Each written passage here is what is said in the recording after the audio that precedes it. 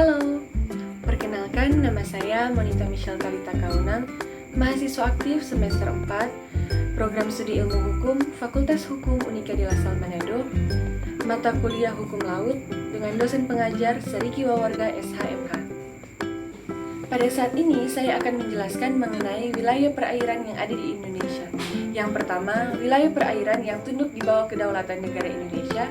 Yang kedua, wilayah perairan di mana negara Indonesia memiliki hak yang berdaulat. Dan yang ketiga, landas kontinen Indonesia. Agar lebih jelasnya lagi, mari kita membahasnya satu persatu. Kita masuk yang pertama, wilayah perairan yang tunduk di bawah kedaulatan negara Republik Indonesia. Wilayah perairan Indonesia meliputi Laut Teritorial Indonesia, perairan kepulauan, dan perairan pendalaman.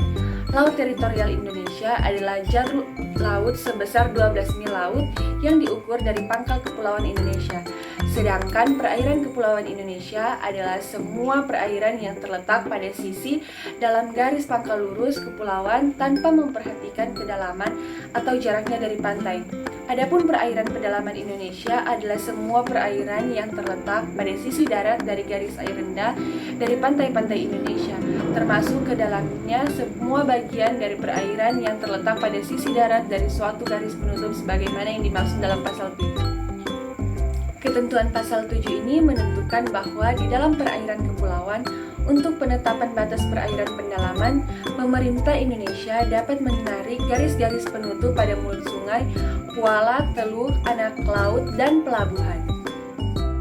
Di mana perairan pedalaman terdiri atas laut pedalaman, yaitu bagian laut yang terletak pada sisi darat dari garis penutup dan pada sisi laut dari garis air rendah, dan perairan darat, yaitu segala perairan yang terletak pada sisi darat dari garis air rendah, kecuali pada mulut sungai perairan darat adalah segala perairan yang terletak pada sisi darat dari garis penutup mulut sungai.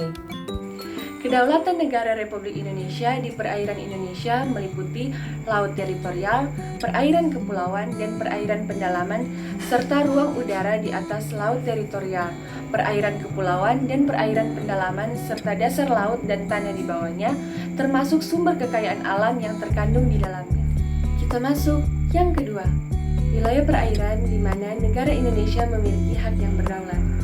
Sebagaimana yang telah diuraikan di atas, bahwa di samping negara kepulauan, rezim baru dalam hukum laut PBB adalah zona ekonomi eksklusif yang diatur dalam Bab 5 Pasal 55 Rezim Khusus ZEE yang menentukan sebagai berikut.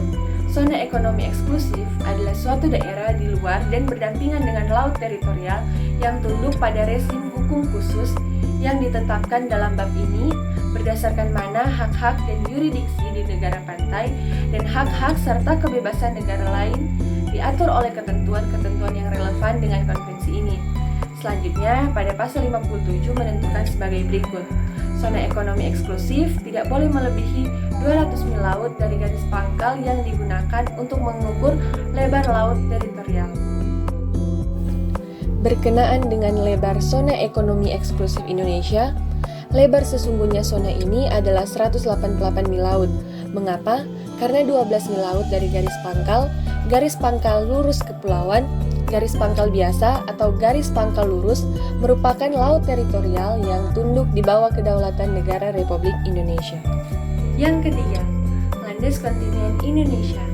Perihal landas kontinen pertama kali diatur dalam Konvensi Hukum Laut 4 Jenewa tahun 1958 dan diatur kembali dalam Konvensi PBB tentang Hukum Laut KHL 1982. Landas kontinen dalam Konvensi Hukum Laut 4 Jenewa tahun 1958 diatur dalam pasal 1 sampai pasal 15 yang pengertiannya sebagai berikut.